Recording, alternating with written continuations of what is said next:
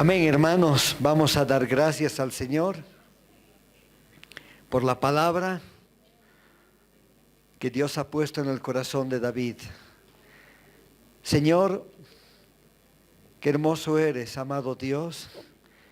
Tú te has revelado a nuestras vidas y tu Espíritu precioso que mora en nosotros abre las Escrituras y nos muestra tu corazón.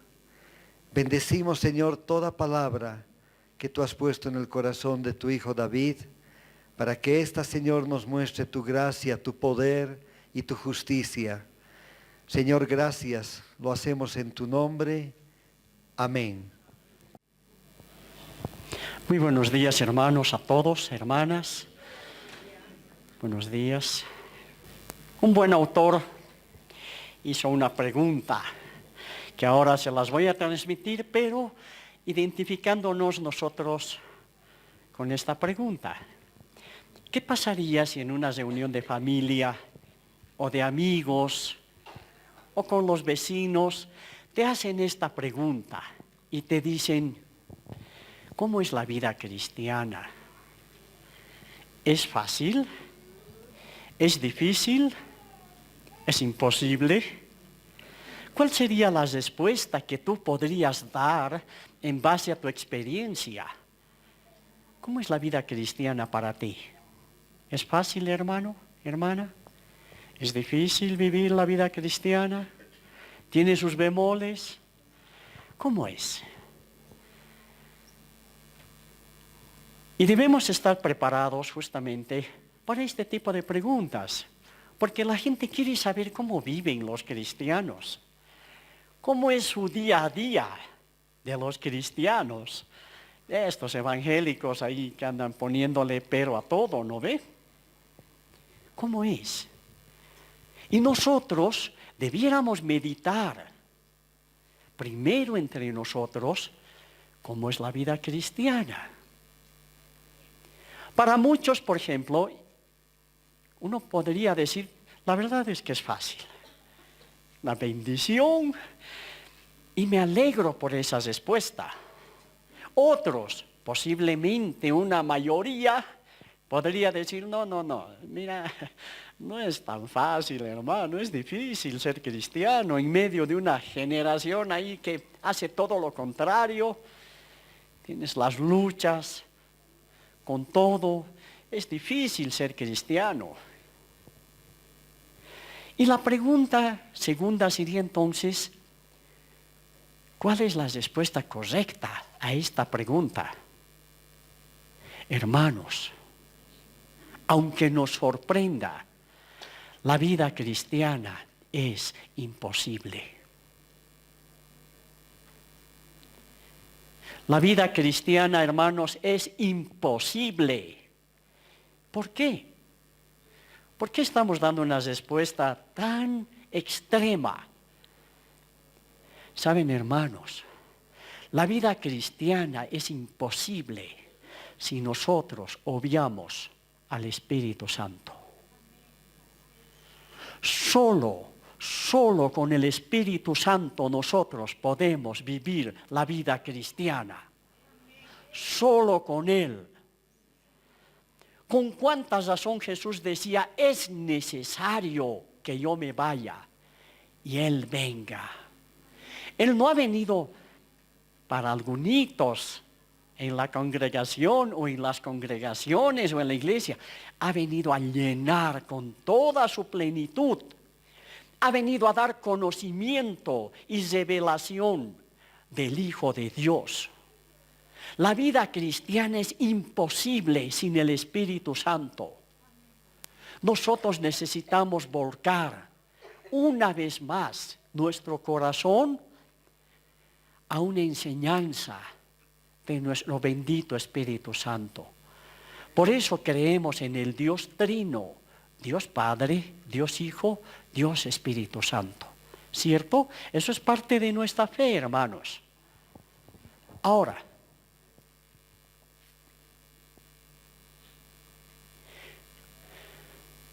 con este inicio, vamos a hacernos también otra pregunta. siervos o hijos, hijos y siervos, ¿qué somos? En Mateo capítulo 20, el verso 28 dice: como el Hijo del Hombre no vino para ser servido, sino para servir y para dar su vida en rescate por muchos. Filipenses, capítulo 2, en el verso 7, el 6 y 7 vamos a leer. El cual, siendo en forma de Dios, no estimó el ser igual a Dios como cosa que aferrarse. Está hablando de Jesús. Sino que se despojó a sí mismo, tomando forma de siervo, hecho semejante a los hombres.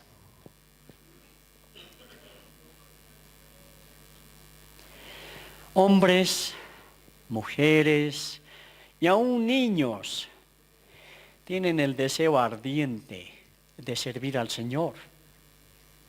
Anhelamos cumplir la gran comisión: ir y predicar el Evangelio a toda criatura, ¿sí? Y es más, nos preparamos para alcanzar y recibir un ministerio, dones espirituales que nos permitan ser más capaces, más aptos en nuestro servicio. Pero cuando empezamos a ver a nuestro alrededor, encontramos un panorama casi desolador, porque ciertamente nos ha tocado, hermanos, vivir la era de la escasez. ¿Cierto? La era de la escasez, por ejemplo, de líderes en todos los niveles, empezando de la familia. No solamente que no hay líderes, sino que los que existen se los está asfixiando. Y los que quieren alcanzar un liderazgo se los posterga y se los cansa y finalmente se los elimina.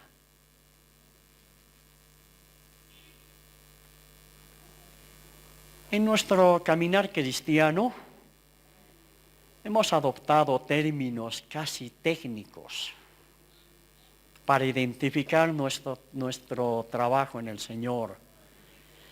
Y uno de los más utilizados es justamente esta palabra líder.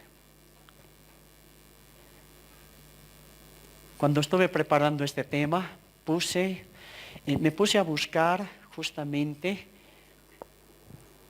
en diccionarios bíblicos, también en todas nuestras guías de la Biblia para encontrar la palabra líder, en las concordancias de las mejores, y no existe esa palabra en la Biblia. No existe. Vean concordancias, no hay. Qué interesante.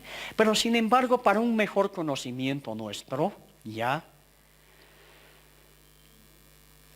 nos tiene que llevar esta palabra líder a un buen entendimiento de qué quiere decir ser líder.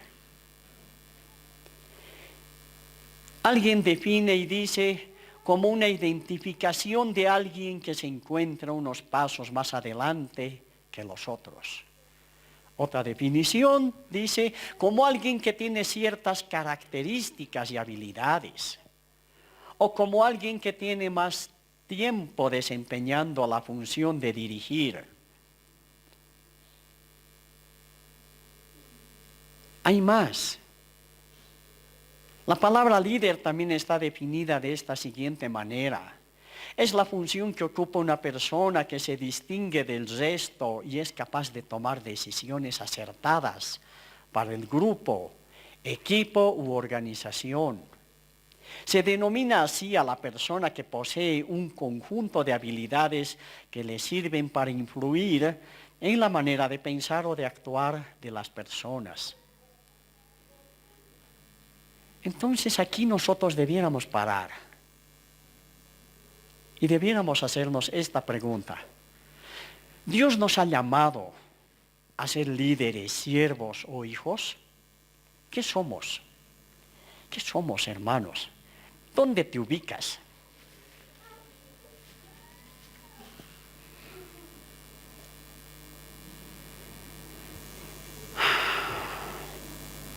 Debemos tener estas respuestas.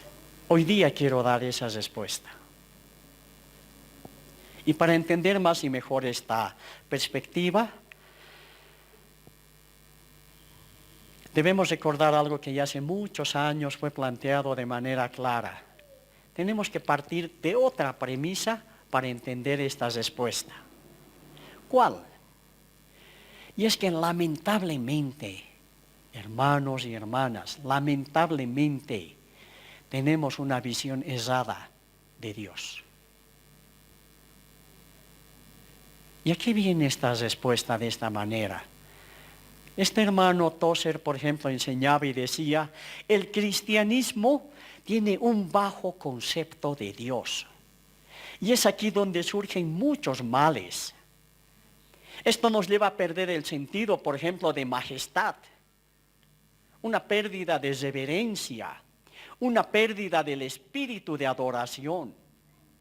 Y es cierto, hermanos, cuando nosotros tenemos un concepto equivocado de Dios, nos volvemos hasta irreverentes. Pensamos que Dios lo vamos a poder mover como si fuera una plastilina y acomodarlo. Irreverentes. No consideramos que estamos frente al único Dios del cielo y de la tierra, de lo que se ve y lo que no se ve. Pensamos que vamos a poder transar con Él como si estuviéramos hombro a hombro. El cristianismo moderno simplemente no está produciendo el tipo de cristianos que pueda apreciar o experimentar la vida en el Espíritu. Estamos jugando en este tiempo con nuestro cristianismo. Hemos introducido en la vida cristiana antivalores que en vez de sumar, restan. Hoy en día se está enseñando más cómo acomodar a Dios a nuestra imagen, siendo nosotros los que debemos ser transformados a su imagen. A su imagen. Estamos acomodando a Dios a nuestra economía y queremos que sea Él el que firme todos los cheques que nosotros queremos girar para los demás.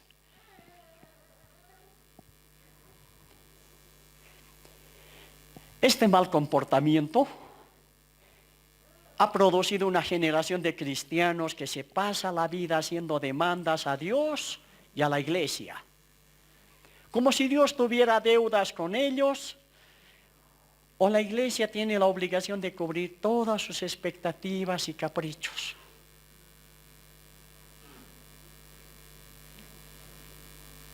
Esa palabra, siervo, casi suena como un insulto, porque queremos ser servidos, no queremos servir. Yo quiero volver a leer con ustedes este verso, pero ahora con entendimiento, con entendimiento. Filipenses capítulo 2, ¿ya? En el verso 7 dice, sino que se despojó a sí mismo, nuestro Señor Jesucristo, se despojó a sí mismo, tomando, como dice, forma de siervo, hecho semejante a los hombres. Hermanos, ¿no será? A ver, ponte a pensar en esto, hermano. ¿No será que tu servicio no está floreciendo y ni siquiera tienes ganas de servir porque no te despojas de ti mismo? Para servir en la casa de Dios tenemos que despojarnos de nosotros mismos, como Cristo se despojó a sí mismo y se hizo siervo. Nos gusta la ley del mínimo esfuerzo. ¿Se han dado cuenta, hermanos? Sí, eso es. ¿Saben? Y los bolivianos nos caracterizamos mucho por eso. No, si solamente pongo el sellito, ya está. Ahí está, ya tengo mi pega de poner el sellito. Que se rajen los otros. ¿Quién le manda pues a estar en ese cargo? Hermanos, ¿saben a dónde Dios nos ha metido? A ver, ponte a pensar, ¿sabes dónde Dios te ha metido a ti y a mí? Nos ha introducido en su reino. Por eso Jesús decía, el reino de los cielos se ha acercado. Y es un reino diferente. No es un reino que está regido por estas normas, aún de la física. No, mi hermano. La vida cristiana es otra cosa. Por eso es que el mundo no entiende cómo se puede vivir la vida cristiana y decir, estás loco, porque es que yo voy a dar el otro lado de la mejilla, me da uno, yo le doy un gancho ahí mismo. ¿Sí? Y el mundo no entiende cómo Jesús fue el primero en hacer aquello. ¿Por qué? Porque es otro reino. En el reino del Señor, tú y yo estamos llamados a ser luz y sal. En el reino de los cielos hay bienaventuranzas hasta para los que lloran. Eso tú no lo puedes aplicar aquí en el mundo secular. Por eso es que la gente se raya con tu comportamiento, porque estás mostrando cómo se vive la vida cristiana en el reino de Dios. En el reino de Dios, Dios te demanda que perdones y que ames aún a tu enemigo. Eso es el reino de Dios.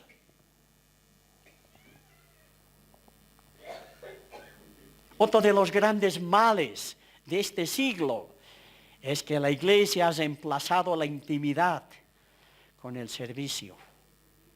Y esto quiere decir que la comunión con Dios es sustituida con actividades para Él. Dios quiere intimidad con cada uno de nosotros, hermanos. Es muy importante entender que podemos hacer lo uno sin dejar de hacer lo otro.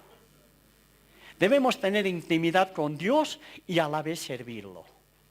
Pero algunos nos hemos dedicado solo a servir. Y en algún momento te has preguntado, ¿a quién estás sirviendo? ¿A Dios? ¿Y Dios te ha dicho que hagas eso? Cada día debemos buscar al Señor para oír sus instrucciones. Estas falencias, hermanos, nos están llevando a perder la habilidad de oír a Dios. Estamos tan ocupados que hemos dejado de oír a Dios. Normalmente este primer amor que experimentamos todos es arrasado por el servicio cristiano. Y no estoy diciendo que servir al Señor sea malo. No estoy predicando eso, hermanos. Estoy diciendo que el servicio no reemplaza a la intimidad que tú debes tener con Dios. La vida cristiana no ha sido diseñada para ser llevada con programas, con pasos, con técnicas. No, mi hermano, no es así la vida cristiana. Dios está interesado en nuestro interior. ¿Cómo está latiendo tu corazón? ¿Para quién late tu corazón, hermano? ¿Para quién late tu corazón? Hay un hermano de nombre David Confield, y este hombre pone un ejemplo extraordinario. Y la verdad me lo he apropiado, hermanos, porque me ha gustado mucho.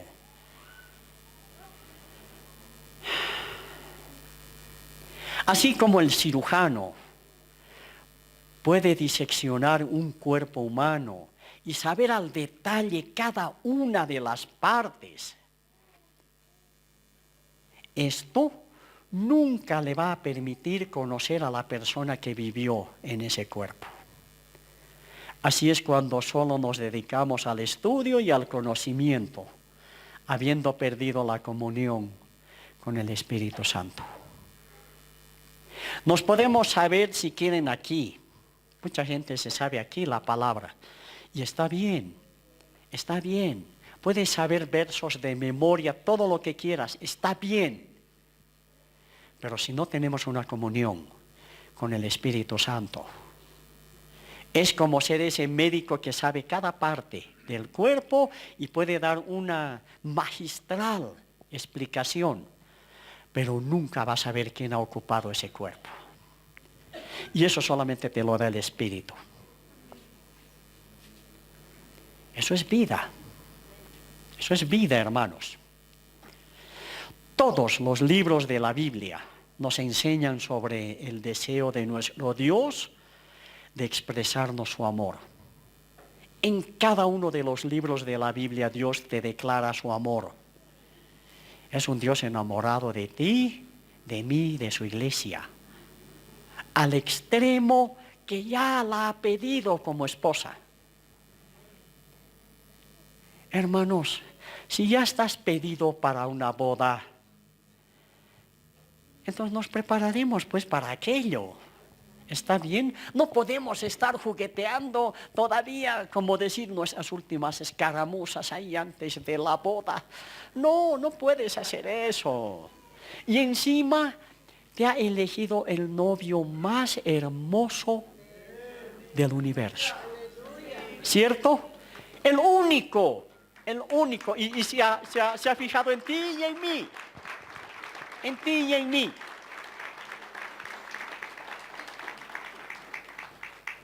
Dios sigue buscando a su máxima creación en cada uno de nosotros.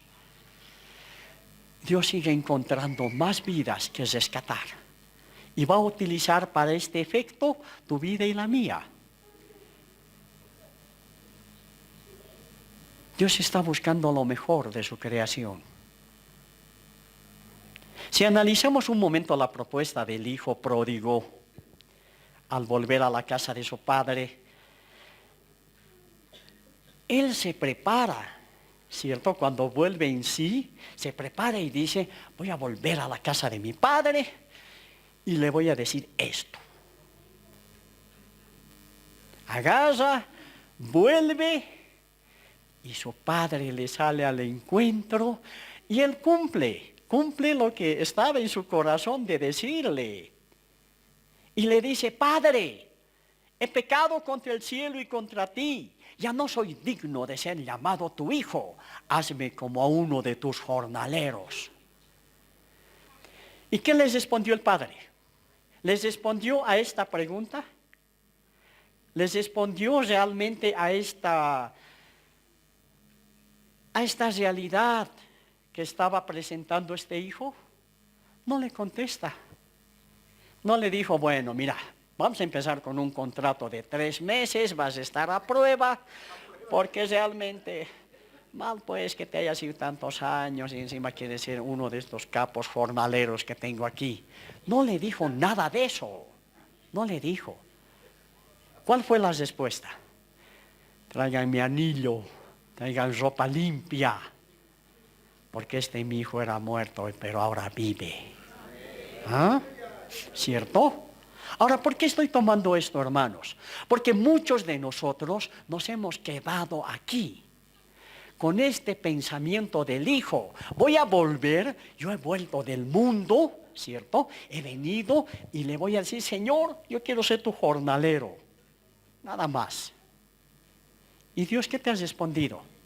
Solamente dime si Dios te ha respondido. Te ha dicho, sí, vas a ser mi jornalero. y 24 horas por lo mismo, sábado y domingo más. ¿Cómo es? Muchos de nosotros nos hemos quedado solo como siervos cuando Dios nos ha hecho hijos. Dios te ha hecho hijo. Preferimos vivir la vida cristiana como siervos y nos sentimos, bueno, y estoy esperando que el Señor venga y me diga, buen siervo y fiel. Sobre poco te he puesto, sobre poco has sido fiel, sobre mucho te pondré. Esas son palabras divinas, hermanos. Pero eso el Señor también les dice a sus hijos, primero debes tener una conciencia de ser hijo de Dios, para que siendo hijo de Dios te despojes y seas siervo para servirlo. ¿Se está entendiendo? ¿Cierto? Hay que despojarse, hermanos, para ser siervo. Una gran mayoría de nosotros realmente hemos adoptado esta posición delante de Dios y preferimos ser tratados y vistos y evaluados como jornaleros. Y hemos olvidado intencionalmente que somos hijos de un gran rey, de un gran Señor, de un gran Dios. Ahora, ¿con qué derecho nosotros, hombres y mujeres gentiles, encima gentiles, hermanos, ni siquiera venimos de la línea ahí, que no teníamos parte ni arte en el plan de Dios, ahora podemos expresar con seguridad que hemos venido a ser hechos hijos de Dios? Los gentiles todavía casi fanfarroneando.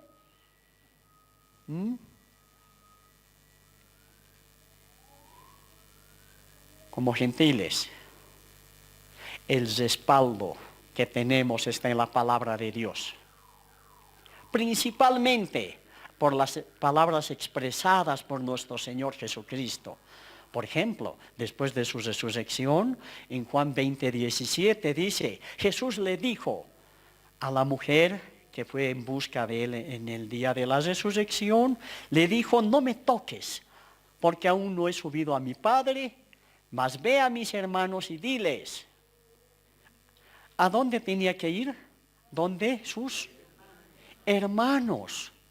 Jesús ya los está llamando hermanos, no los está llamando siervos, no los está llamando ni ministros, ni líderes, nada. Les está diciendo, ve a mis hermanos y diles, subo a mi Padre y a vuestro Padre, a mi Dios y a vuestro Dios.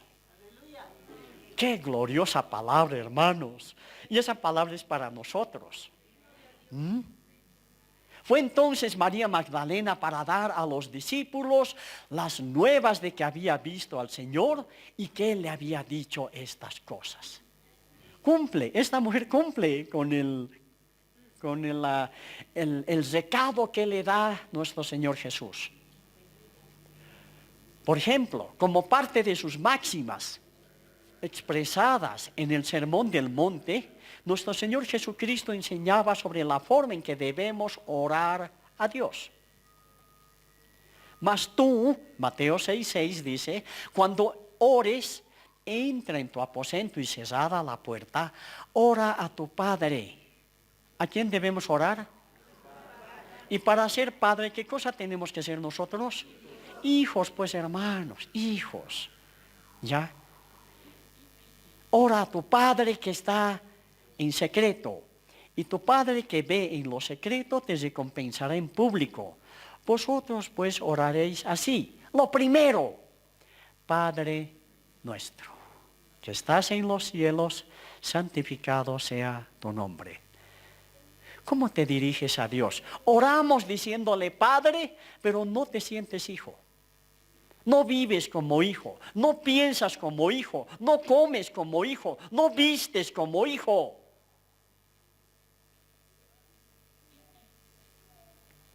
Ahora bien, una mente más perspicaz podrá mencionar a este respecto y decir que la enseñanza del Sermón del Monte estaba siendo entregado a los judíos y no así a los gentiles.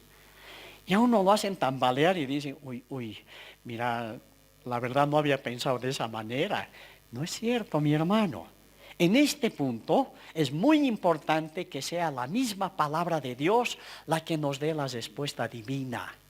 La misma se encuentra en la epístola a los Romanos, capítulo 8, el verso 14, que dice, porque todos los que son guiados por el Espíritu de Dios, estos son hijos de Dios.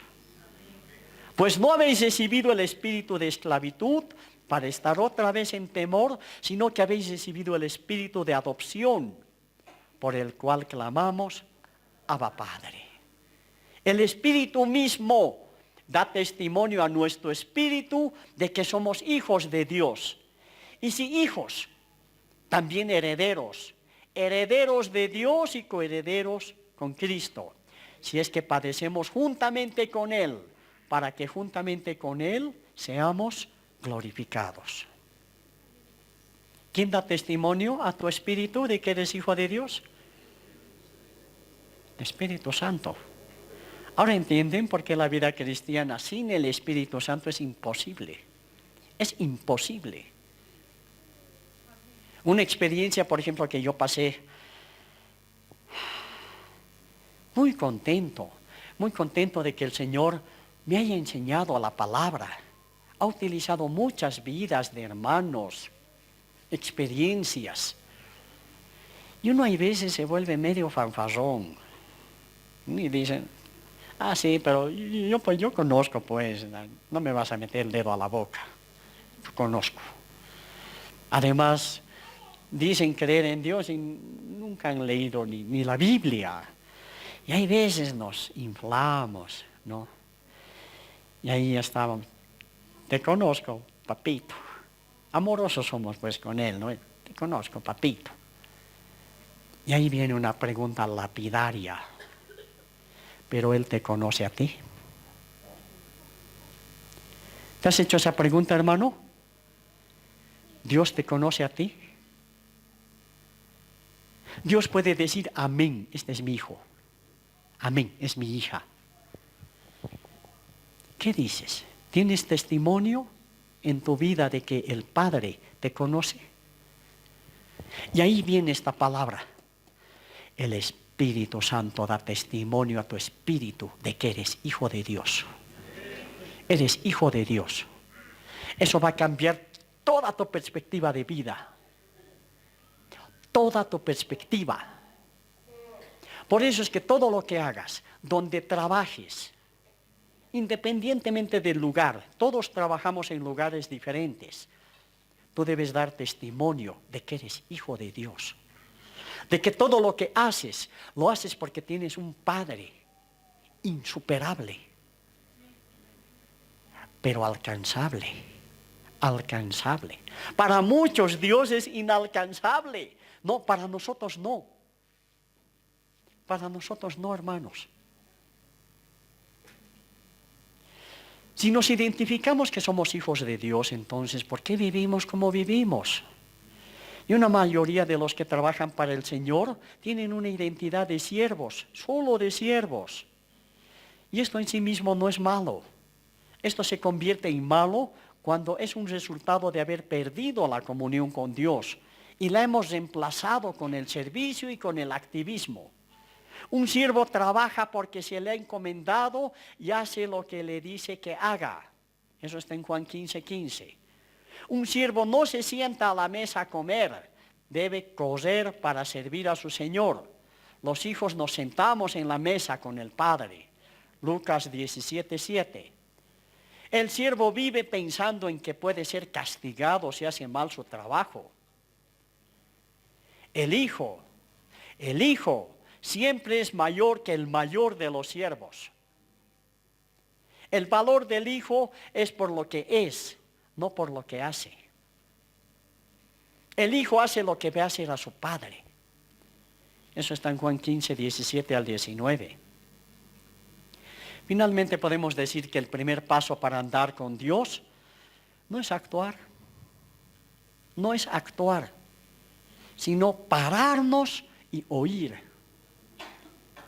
Después de oír, debemos actuar en obediencia a lo que hemos oído. Porque ser amado por Dios debería ser nuestra mayor recompensa. Yo sé que esta pregunta ya les he hecho hace buen tiempo, se las voy a volver a hacer. Todos nosotros hemos sido hijos e hijas, ¿cierto? ¿Por qué te han cascado en tu casa? Dime.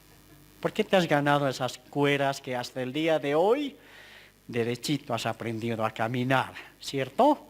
¿Por qué? ¿Por qué tu mamá agarraba y hacía bailar su mano en tu oreja? ¿Cómo es? Y es algo en común de todos nosotros. Por desobedientes, ¿cierto? Una de las cosas que cuesta aprender, y buenamente lo hemos aprendido muchos de nosotros con sendas cueras, así pues a ser obedientes, hermanos. Haz esto, ya. ¿Has hecho? ¿Qué era? Listo. Ahí ya tenías para tu domingo más. ¿Cierto? En cambio hoy día se está enseñando que no se puede tocar. Hermano, si tú estás acortando tu mano de disciplinar a tus hijos, tú no los amas. No los amas, y está en la palabra de Dios. Por eso es que tenemos una generación que no le da la gana de hacer caso a nadie. A mí no me nadie. Esa es la generación del tercer milenio. Pero los cristianos no tenemos por qué vivir ni educar hacia nuestros hijos. Debemos educarlos conforme a la palabra de Dios, no conforme al pensamiento del mundo o a la psicología del mundo. No me interesa, porque yo voy a rendir cuentas a Dios de mis hijos. No lo va a hacer la psicóloga, no lo va a hacer los decretos supremos que quieren quitar la paternidad ya a los padres. No van a ser ellos. Dios te la va a cobrar a ti y a mí, de tus hijos y de los míos. ¿Cierto, papás? Papás, por favor, ¿cierto? Nuestra relación con Dios debe ser una relación de amor, ya que el amor del Padre no depende de nuestro servicio, sino de lo que somos. Este es nuestro más grande valor. Esto es confirmado por el apóstol Juan en su primera epístola, en el capítulo 3, el verso 1. Mirad cuál amor nos ha dado el Padre, para que seamos llamados hijos de Dios. Por esto el mundo no nos conoce, porque no le conoció a Él. Amados, ahora somos hijos de Dios, y aún no se ha manifestado lo que hemos de ser, pero sabemos que cuando Él se manifieste, seremos semejantes a Él, porque le veremos tal como Él es. Es importante poner un orden dentro de nuestras vidas, tanto en aspectos de relación con Dios, así como de servicio en su casa, que es la iglesia. ¿Qué quiero decir? Toda nuestra relación con Dios es presentándonos delante de Él como hijos, pero hijos adoptados, no te olvides. ¿Se está entendiendo esta parte? Somos hijos adoptados. Porque de la vid verdadera ha sido desgajado, ¿cierto? La rama original, y nosotros hemos sido injertados en vez de ellos. Eso dice Romanos. Hemos sido adoptados por Dios, así que dejemos de ser fanfarrones con otros. Todo nuestro servicio para Dios es con un corazón de siervos, sin olvidar de que somos sus hijos. Cuando hagas algo para Dios, jamás te olvides que el que está haciendo eso es un hijo, pero lo que hagas es con un corazón de siervo. Frente a un mundo que está sometido al pecado, debemos actuar con firmeza de hijos, pero con la humildad de los siervos. Párate como hijo cuando tengas que presentar defensa del Evangelio. Pero cuando te pidan hacer algo, hazlo como un siervo de un gran rey. Todo esto se puede volver inalcanzable y nuestra vida cristiana no llevará fruto deseado por Dios si es que en todo esto no interviene nuestro bendito Espíritu Santo. En cada detalle debe estar el Espíritu Santo en nuestras vidas, por más mínimo que sea, y cuando hayamos terminado la obra podamos una vez más expresar: a Él sea la gloria, la honra y el poder por los siglos de los siglos. Amén.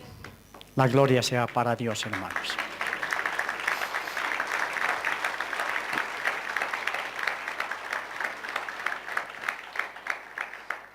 Vamos a tener cena santa. Voy a pedir a los hermanos que vayan pasando.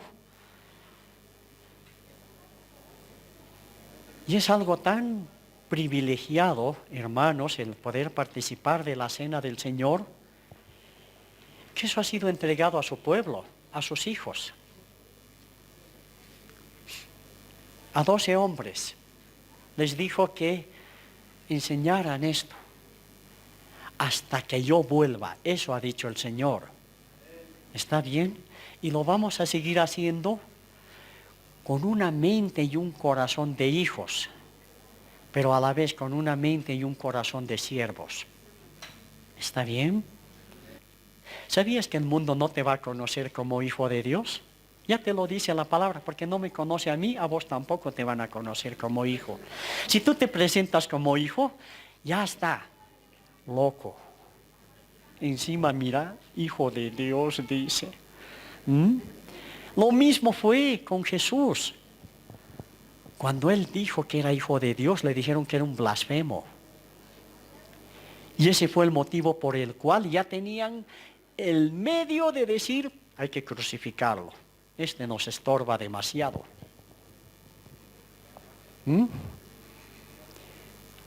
El ser hijos de Dios está aquí y está aquí. Pero eso tiene que brotar en todo lo que hagas. A mí me impactan las cosas que el Señor ha hecho y la forma en que lo ha hecho. Imagínense, les comentaba la anterior vez, una ley espiritual como era la ley de Dios, que estaba vigente siglos. El Señor Jesús, en una noche, y solo delante de 12 personas, les dice: esto ha finalizado, porque aquí empieza la gracia. ¿Y cómo se los demuestra? Con la cena que ahora vamos a tomar. Porque así como posiblemente sus discípulos ese momento estaban más preocupados pues por comer, porque les había dicho: vamos a tener una cena en el aposento alto, ¿ya? Y ellos estaban preocupados a ver cómo lo habían preparado. Y en medio, lo que la palabra relata, dice que en medio de lo que estaban comiendo, Él se para y empieza a hablarles las palabras más sublimes que oído humano podía haber escuchado. Empieza a partir un pan como un ejemplo y les dice: esto es mi cuerpo. Sus discípulos se han debido empezar a mirar entre ellos y decir: oye, ¿qué está queriendo decir el maestro? ¿Por qué nos ha parado en medio de la cena? Porque podía haber hecho otro acto, ¿no? Para hermanos, dar por finalizada la ley mosaica y empezar una nueva ley espiritual. Hermanos, sorprende las cosas que ha hecho Dios. Y ahora, a ti y a mí nos invita una vez más a participar de esta cena. Ahora ya no somos 12, somos miles que podemos participar del pan y el vino. Pero eso es demasiado privilegio. Por eso es que hoy día lo vas a tomar con ese gozo. Lo vas a tomar con esa reverencia que la palabra manda. Si hay algo que te impide por respeto al Señor, no lo tomes. La palabra dice, arreglar cuentas primero, no lo tomes. No tomes para condenación. Pero si tú ves que tú estás a cuentas, sentirte gozoso. Participa. La palabra dice, y antes de leer, por favor, ¿podrían pasarme una copa de vino y un pan? Gracias, papito. Gracias, papi. Porque yo recibí del Señor, dice la palabra en 1 Corintios capítulo 11, 23, lo que también os he enseñado, que el Señor Jesús, la noche que fue entregado, tomó pan, y habiendo dado gracias, lo partió y dijo, tomad, comed, esto es mi cuerpo que por vosotros es partido, haced esto en memoria de mí. Padre, tomamos este pan, que ha sido trozado, Señor, en muchas partes, creyendo que lo que tú has hecho esa noche, hoy día lo tomamos con el mismo respeto, con la misma reverencia, pidiéndote siempre que tú perdones nuestros pecados y nos seamos hallados delante de ti, lavados por la sangre del Cordero. Tomamos este pan como símbolo de unidad del cuerpo de Cristo, que siendo muchos somos un cuerpo. En el nombre de Jesús, participemos, hermanos.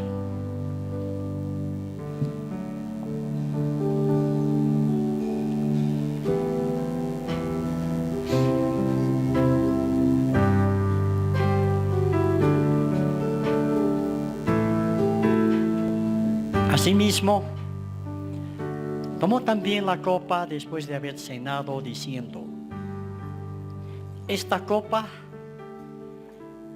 es el nuevo pacto en mi sangre. Haced esto todas las veces que la bebiereis en memoria de mí. Así pues, todas las veces que comiereis este pan y bebiereis esta copa, la muerte del Señor anunciáis hasta que Él venga.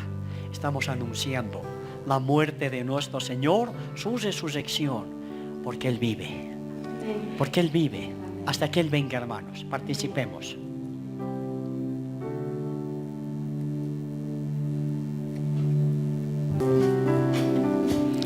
Gracias, Señor.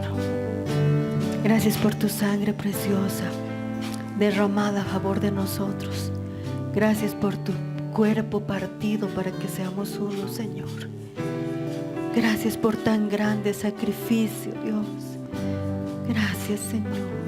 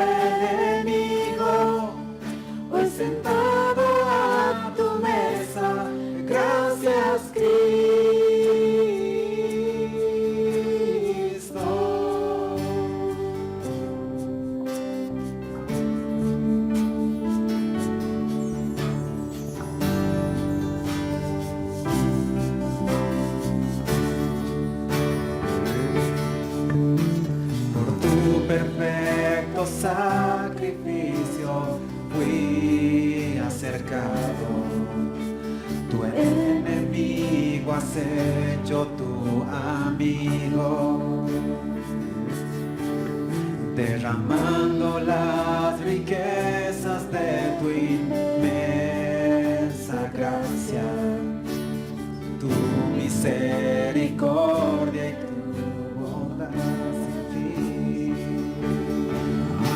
Tu sangre ha lavado mi pecado, gracias Cristo, la ira del Padre satisfecho está.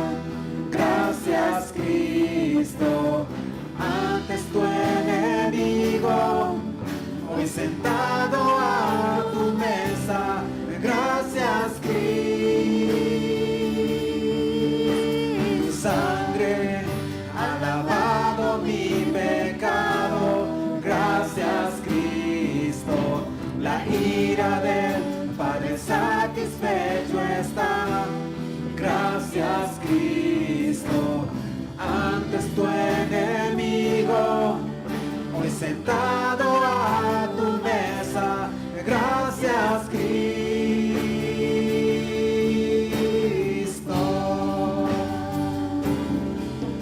Oh, gracias Cristo.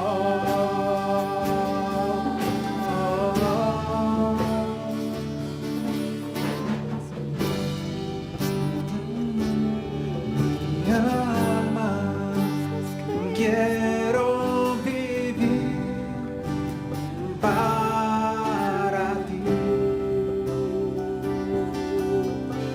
amante de mi alma, y quiero vivir para ti, amante de mi alma, y quiero vivir para ti, amante de mi alma, amante de mi alma, y quiero vivir para ti.